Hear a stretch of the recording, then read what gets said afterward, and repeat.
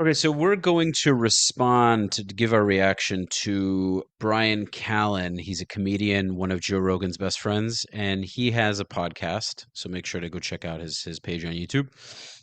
Very funny guy. I actually had him on my podcast some time ago, so you can look him up on my channel. Really great guy, very, very intelligent. And he had Elica Le Bon, who is an Iranian. I believe she's a British Iranian, very well known, very bright, and she's also very pro-American, very pro-Israel, against the Iranian Islamic regime. And he had her on the show, and they were talking about Israel and the Palestinians and Middle Eastern geopolitics. So let's get into it. Before we do, make sure to subscribe, like the video, leave your comments, follow me at Rafi the Realtor for all of your residential real estate needs in South Florida. And you can support my channel by going to the Buy Me a Coffee link, either in the description or pinned comment. Let's get into it. What I try to always look at is the history here. And if you put me in a time machine, as somebody who's very sympathetic to the Arabs and grew up around them and has nothing but positive experiences, they were under Ottoman rule. They were under British rule. They were under French rule. And then you've got to take in the massive amounts of anti-Semitism in Russia, Germany, Poland, and of course World War II. Even in the Middle East, you know. Of course. And then World War II. So the Jews were given, of Europe were given nowhere to go after the Holocaust, after that decimation. And so they were going to stop at from nothing. the Middle East, right? Exactly. 950,000 of them expelled out of the Middle East. Exactly. Expelled out of Europe. Yeah. Nowhere else. When I lived in Saudi Arabia, Jews were not allowed they were not allowed in Saudi Arabia. Wow. I remember that very well. Wow. When I lived there, and people should know this, and it's very recent that the House of Saud, the House of Islam, allows Jews, because they were expelled, because the Jews were always protected by the Muslim community, even in Iran. As dhimmis, they were yes. right, but they were people of the book and stuff like that. But when I lived in Saudi Arabia, there were no Jews in Saudi Arabia, none, and they weren't allowed in. And I think that's really an important thing for people to understand, that based on their expulsion out of the Middle East, because, just to clarify what a dhimmi is, if people don't know, it's essentially a second-class citizen. So yes, they do enjoy protection as being people of the book, but that protection is conditional on meeting certain conditions, such as paying these taxes, such as they weren't allowed to have property, such as they weren't allowed to ride horses, etc. And that includes Persians, Zoroastrians, Christians. They were all dhimmis as well. But based on after the collapse of the Ottoman Empire, if we were going to apportion the land, and just to be clear, if people don't know what the Ottoman Empire was, it was it was a caliphate. It was a caliphate that spread across the Middle East and North Africa, that had the caliph as one ruler, essentially. So these were individual provinces. They weren't countries with sovereign borders, right? So then at the collapse of the caliphate, when we went into the state building process, which was essentially most of the 20th century, the land that should have been apportioned to the Jews based on their population should be 7 times larger than Israel. Right? So they actually had to sacrifice what should have been apportioned to them, right? Whereas everybody else in the Middle East got the land that they wanted. And so it's just interesting that even this tiny amount of land, right, that's still significantly smaller than what should have been apportioned to them, it makes people so angry that they even have the right to be there. So in other words, what they're saying is that you just shouldn't exist, right? You should be, gassed out of Europe, chased out of Middle East, have no land anywhere, and basically just die. Or there's a lot of people who I know who are new to this debate. They say Uganda. Well, that was, believe it or not, the early Zionists, that's right, who were thinking about actually settling Uganda as the promised land, which is crazy. But that's not a problem for Ugandans How either. interesting that I remember that. That was it's one of the funny things that people say, why couldn't they go to Uganda? It's like, okay, why don't you go to Uganda? Why don't you go to Uganda? Yeah, why don't you go to Uganda? I got no idea how to navigate Uganda. Don't swim in the water because there were crocodiles everywhere. I mean, all right, Uganda. But by the way, it might have been easier in some ways. But not being around anti-Semites probably would have been easier. Well, but this is the first time in my lifetime where anti-Semitism and anti-Israel, voicing your sort of anti-Israel sentiments, is gone mainstream. You hear it all the time, and that's an interesting thing to me, because you'll hear a lot of Americans say, and people I know will say, well, who says they have to have a homeland? How about the United States? They've been here for a long time. They're protected here. How's that going? Right. And I think that's right. I think if you're Jewish, all you have to do is go on. These guys were streaming the UFC when I was doing stand-up in Illinois. And I came back and all these guys who worked in the club were streaming the UFC because the ESPN app went down. So they illegally streamed it. And they were like, they had to turn off the comments because you could see the comments, because he's like, bro, the comments are literally things like "kill all the Jews," etc. It was a ticker tape parade of anti-Semitism. terrifying. And these guys were just kids from Ohio who were like, bro, we had to shut it. It was crazy. Yeah. And it became a sideshow to the fights. And so I think if you were Jewish and you had the experience of the pogroms of your entire history, and of course the Holocaust, if you don't have a homeland, what happens? I'll tell you what happens. It's not a homeland. If you don't have a nation state, because if you have a homeland, correct, then you're Tibet, then you're Chechnya, then you're all these other countries that, this is terrible. Look what you're doing to the Kurds. Well, all that happens is the UN goes, we condemn this, and you get gas. Useless. It's useless. Yes, if you're a nation state, now you have the protection of the world who comes to your defense. You have alliances and stuff like that. So that was very important. Well, or even protection from the nation itself, right? And it's funny you should mention that, because that was always the explanation for why Jews were subjected to genocide and persecution everywhere they went, was that they didn't have a nation to protect them. Yeah. Right? Yeah, that's exactly there was no, so of course the United States became the only place that they could but it's not the same. I know. Right? Because look at the way things are now. The only protection I think they realized over time was just a Jewish majority state. Right? And that's so sad. Like, how many thousands of years you tried to be around others and they didn't accept you. So you really have no choice but to create your own state. It's not for lack of trying, right? And I think I just, all of this goes back to this rise in anti-Semitism kind of leads into my theory about October 7th in the first place, which is that, I don't think that Hamas believed that it was going to defeat Israel on October 7th. Clearly it didn't, right? And this is a well-strategized plan. And as you mentioned, they are backed by the regime in Iran. And this was a 10-year-long operation. So incidentally, and let's not get too into things, but incidentally, about 10 years ago was the JCPOA, where Obama gave $150 billion in frozen assets to the regime. Was that 10 years ago? 2015. Wow. Yeah. Interesting. Which Iranians because then the idea was, you guys will abandon your proxies. nuclear program. You'll be more reasonable. Well, yes, that was sort of the plan containing the nuclear program, except that the agreement had sunset provisions, which would only last 10 to 15 years anyway, and then they could continue to enrich. Right. And then they would be $150 billion richer. So it was very much a kicking the can down the road issue. But anyway, we obviously knew that this regime is then going to continue to fund and train its proxies, namely Hamas, Hezbollah, etc. So what's interesting to me is that it's very clear Hamas didn't think it was going to defeat Israel on October 7th, but what it did was capture a couple of hundred hostages that would make it so that Israel had to go into Gaza, right? There's no other option. Right. And then Hamas buries itself every single place that would be the worst place to strike, right? Not necessarily around schools, okay? Around schools, in hospitals, children's bedrooms, inside toys. So it gets to the point where Hamas is directing, right? The strikes. Directing the strikes, and then the strikes happen, and the entire world says Israel's the worst place in the world, Jews are the worst people in the world. And so that is the success of October 7th. It's a huge success. It's the PR war that makes everybody, and then what happens is that Israel's turned into a pariah state, right? It's an enemy of the international community, and that's how Hamas wins. That's right. That's exactly right. I have to say, there's a grudging admiration for the way they've been able to turn the entire world against Israel, including for the first time half of the United States. It's crazy, but it's so weird because you just anything they say, right? They'll show you a picture of Gaza and they'll be like, "How can you excuse this?" Like, it's not excusing it. It's knowing what the cause is, which is Hamas. How do you not see that Hamas has buried itself here where the strikes are? You don't think this is Hamas's fault? Like, how do you not have that moral clarity? Well, I think people are. People thought that the reaction, the idea that it's always been Israel's policy to make the price of Jewish blood very, very expensive. Because if you don't basically say, if you think there's any profit in doing this to us, if you think there's any profit, Hezbollah, in invading the north, Hamas invading the south, we're going to show you that you're going to pay for it with your own lives and your very network. And if you don't have that real politique, if you don't have that vicious sort of, line in the stand, you're going to get, it's going to be a bad day. And so in many ways, I really appreciate Bryan's ability to understand that. Like, I've always liked Bryan. Bryan's a very bright guy because he understands that these wars are brutal. It sucks to see people die, children dying, even women dying, even women that support Hamas. On one hand, I don't have remorse for them. I can be a very robotic person. I can really be a machine, and I just do things. I'm very logically minded.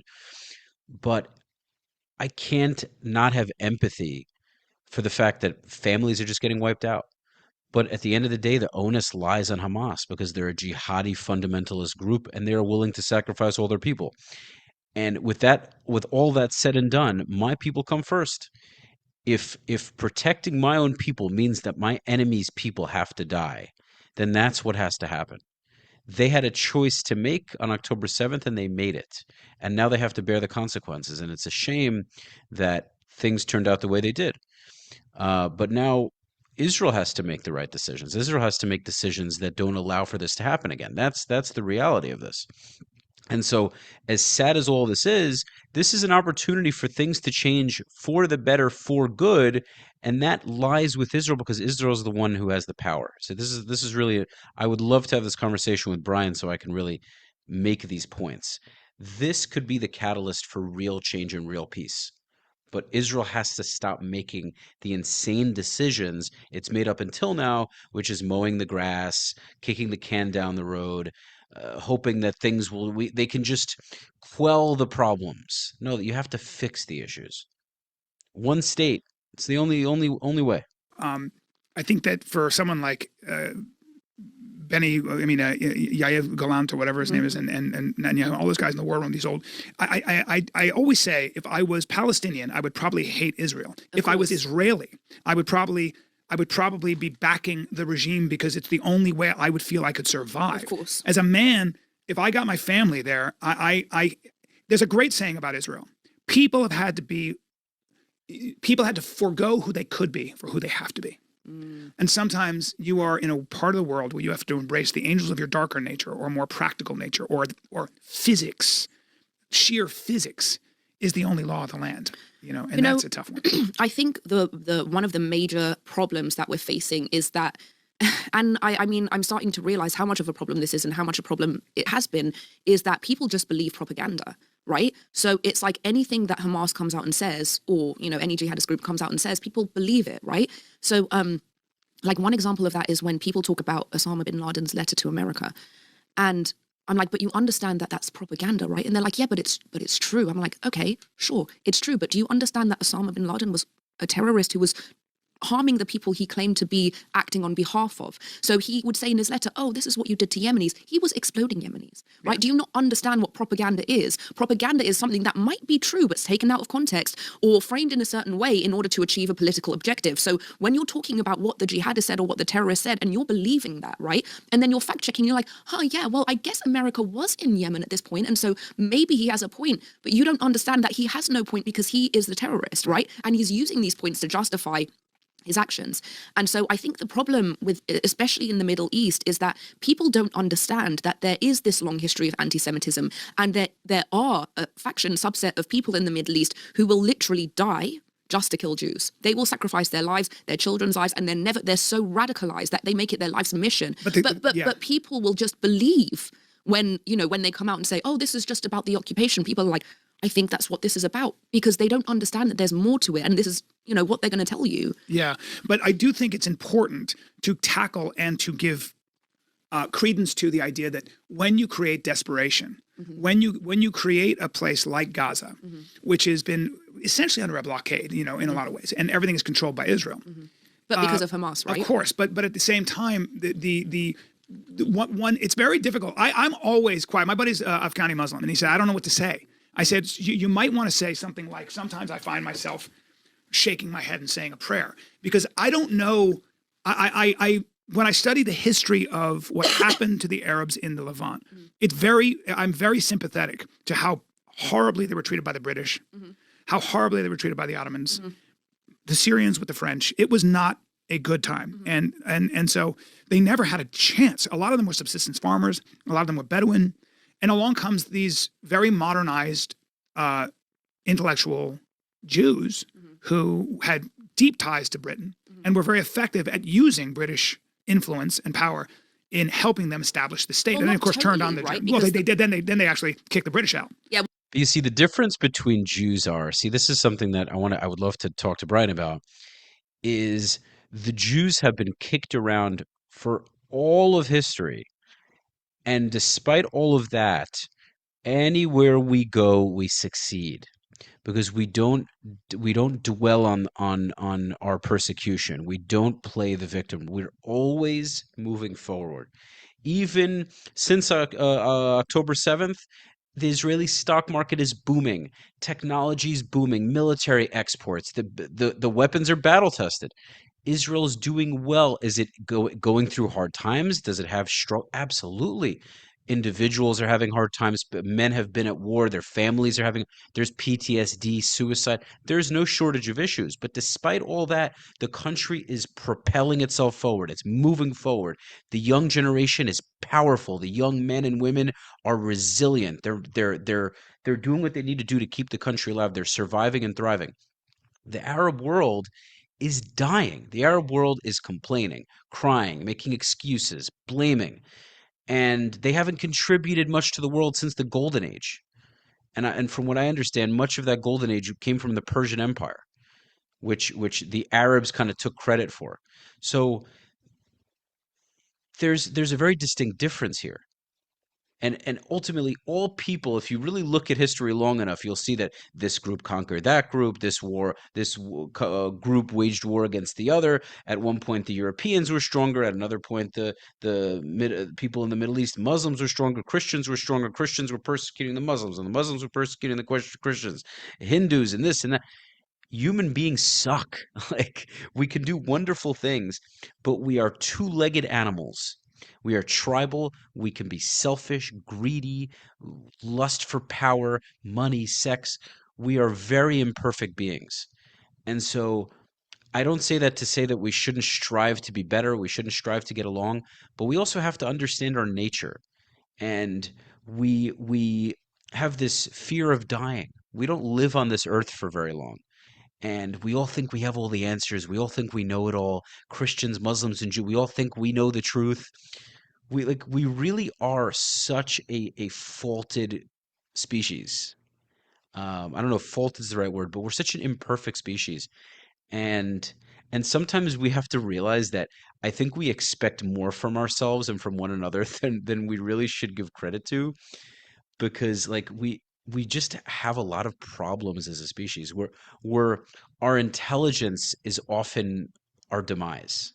Like animals in to an extent, at least domesticated animals like say cats and dogs, they have a much more blissful life than we do. Like our highs are much higher and our lows are much lower. They live in this center. They have this short little life, and it's for the most part fucking bliss because they're ignorant. And I think that the Palestinian-Israeli issue, the Muslim-Jewish issue rather, could be solved to a much larger degree if Jews stop making the mistake of believing that the Muslim world is not in a fight with the Jews, me being one of them, for land purposes. It's religious. And the Jews have to be very certain in what Israel means. We need to be stronger in our identity. They will then respect us and honor us more, and then we can have more of a real, true, lasting peace with them. This is the crux of it. And all of this pressure, all of the last couple of years, really the last 80 to 100 years, it should be a lesson to the Jewish people that we need to be proud, not to cower, not to apologize, to be proud. That's what will bring a real peace. Let's continue. I'm so passionate about this because it's so abundantly clear. Well, the Brits also sided with the Arabs in many ways They as well, did. and really significantly limited Jewish immigration to the extent right. that they were being sent back to the gas chambers. That's right. Right? That's exactly right. But then, you had David Ben Gurion and Chaim Weizmann, who were friends with Disraeli, and they also owned the Guardian. When I say they, I mean Jews that were sympathetic to the Zionist cause. So it was a very tough thing for the Arabs who were not sophisticated back then. Yes. And that's all I'm saying is that so people who are pro-Palestinian, a lot of people who are not pro-Hamas, but you can be sympathetic. Yeah, just to touch on that, I think what the failure was at that time was the radicalized leadership that was making decisions on behalf of Palestinians, which ended up harming them. Like a classic example is when you had one of the offers for statehood, for Palestinian statehood, was 1939, I think it was the White Papers. Yeah. And the offer was that it was going to be a Palestinian state, an Arab Muslim Palestinian state. And there was going to be 10,000 Jews that were permitted to come to Palestine each year during this immigration crisis. I think it was 75,000. 75,000 total. Right, okay. It was 10,000 each year and then 75,000 total. And there would be no partition of the land. And then Arabs would have the discretion of whether to allow Jews after that. Now, moderate Arab leadership wanted to accept that offer, right? I mean, first of all, Israel didn't accept it, so it doesn't matter. Moderate Arab leadership wanted to accept that offer, but then you had the radicalized leadership, like the Grand Mufti of Jerusalem, who was meeting with Hitler. That was just essentially like no Jews on this land because we want to end Jews. And so it was that bloodlust for ending Jews entirely that led to the compromise of a Palestinian state. So it's always anti-Semitism that's interrupting or frustrating the process of Palestinian statehood. And people don't understand that history. You know, had that anti-Semitism not been a thing, they would have accepted a state at that point. And this whole thing would have been, you know, redundant. You know, that point can be argued. But this is what happens with this debate is you have scholars that would push back on that, and then you'd have your scholars who push back on that. And my thing about this, this conflict is it depending on where you're standing and what you've read and what you think. And you can be Jewish, you can be Shia, Muslim like you. I mean, you come from that tradition or whatever. And everybody's going to have a different point of view. And sometimes I just think that, and so it goes. Like we're having this talk, and it's like, nothing is going to get solved. Somebody said the only person who can solve this is God. If you read the Old Testament, Gaza's mentioned probably, I don't know, I just read it again. It's mentioned probably, 13 times at least, as a place you don't want to be, you know, because it didn't have a lot of water and it was, you know, kind of a sun-baked part of the world. So I don't know, man. I find myself, but what I appreciate about what you do is you are there to kind of say, hold on, there is a right and a wrong. There is a way to do things. And we have to do that. You cannot be sort of like general about this because if you don't do that, the world will sort its way out anyway. And that's kind of what's happening. It is. And I think this is kind of really the main point is that it's not about the facts anymore. Yeah. Right? Because we can all agree about the facts. It's the issue is the moral clarity. That's the thing that people don't have. So how do you reconcile the massive amount of murder or, you know, this, I mean, I don't know how many families and civilians in Gaza were killed, but, you know, does Israel play any part in that? Yeah, I mean, I think that it plays as much part as any country or any nation where it's, I mean, how else do you respond? What's the other alternative? And that's the thing, like when people say, oh, you know, I'm just anti-war, who isn't anti-war, right? Who's a person that says, I love to watch children being killed? Until they come in and take your children and your wife. I just have to stop. Listen, this is such a complex discussion because people will watch movies, Lord of the Rings, Game of Thrones, Gladiator, Vikings. For most of history, nations, kingdoms would annihilate others just for sport, just for their women, for their money, you know, their booty, as they say. And nowadays we live in such a world where in a way it's great. At least in the West, people are blinded by this. In the Middle East, people are still slaughtering each other. In Africa, people are still slaughtering each other. But the West has become so cushy that imagining death in war, especially because it's filmed. You see, when it's not filmed, people they hear about it, but it's like, okay, it's neither here nor there. When you see it on camera, it if you have any empathy, if you have a heart, it really eats away at you, and understandably so, especially if it's such a foreign concept to you. But when you kidnap 250 people and you're mass raping women and you're doing these horrible things, there has to be a response. And to expect for there not to be a harsh response, and to be very, very honest here, if not for international law, if not for the fact that there's social media and things on camera, the war probably on both sides would have been much more brutal. I mean, Hamas, the only reason it wasn't more brutal from Hamas's end was because they didn't have the capability to do it. Because if they did, they would wipe Israel out years ago. But if we're being frank here, after October 7th, did most Israelis want to absolutely destroy Gaza and everything inside of it? 100%. Can you blame them? If you take human beings down to their raw form, if you do something atrocious to a group of people, they are going to want to destroy you. Okay? That's why international law exists. I think people understand this fundamentally. So what we need to kind of come to Jesus about is every action has a reaction and human beings have agency. So now that we understand that, we need to also understand that when you fight a war, your goal is to win the war. And if we sit there and decide whether a war is fair and just based on the amount of people who die on the other side, on the belligerent side, on the enemy side, we'll never get anywhere because we'll never be able to win wars. If you can't win a war against your enemy, then you will inevitably have to fight it again. That's the sad reality. There's no point in waging the war if you can't win it.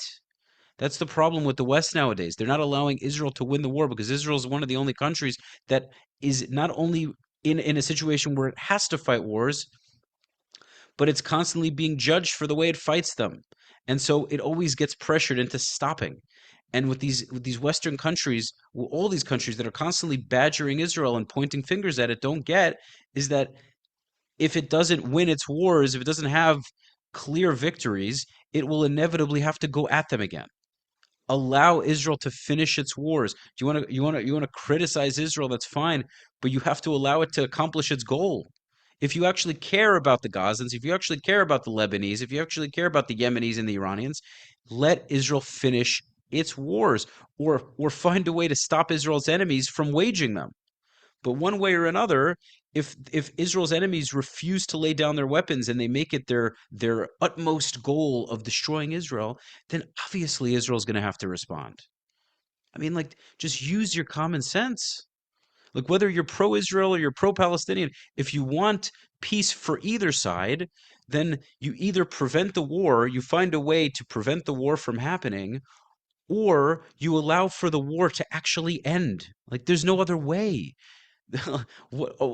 Otherwise, you're in a perpetual state of war, and that's going to end up killing more people on both sides in the long run anyway. Don't you guys? I hope anyone listening to this fucking understands that. As prisoners. But the what it goes back to constantly, time and time again, is that who's putting you in this position, right? Who's putting you in this position? And that's where the moral clarity is identifying the cause of the upset, identifying the cause of the harm that's being done. And so that doesn't mean that there's no responsibility on the response, right? Because even within, you have parameters within which, correct response, whatever's considered a correct response. And then, of course, you can do things that are outside of those parameters, but you still have the but-for cause, right? Which is but for October 7th, there would not be a single Gazan child that was killed, right? And so we have to, the moral clarity is understanding that this terrorist regime is making Gazans vulnerable to the after. Okay, so we'll end it here. First of all, Elica is just such a bright woman. She's saying essentially what I'm saying is she's saying, like, if the Gazans, if the world doesn't want to see the Gazans die, then they have to stop Hamas. They should stop Hamas from existing altogether. They need to re-educate the Gazans, because it'll inevitably lead to their loss, to their destruction. They have to understand that. And if they don't want Israel to respond, that inevitably means they don't want Israel to exist. Because this idea that, like, oh, you can kill 10,000, that's enough. Well, you shouldn't kill any. That's not realistic. There's no war in the history of the world, and there never will be a war where civilians don't die. It's an impossibility. It's impossible to expect Israel to be able to do that when no other country or people on planet Earth have ever accomplished that, and they never will. It's impossible. Impossible. Absolutely impossible. Okay, so that wraps up this video for today. Make sure to subscribe, like the video, leave your comments, follow me at Rafi the Realtor for all of your real estate needs in South Florida. You can support the channel via the Buy Me a Coffee link in the pinned comment or description. I look forward to you tuning into the next video. Until next time, peace.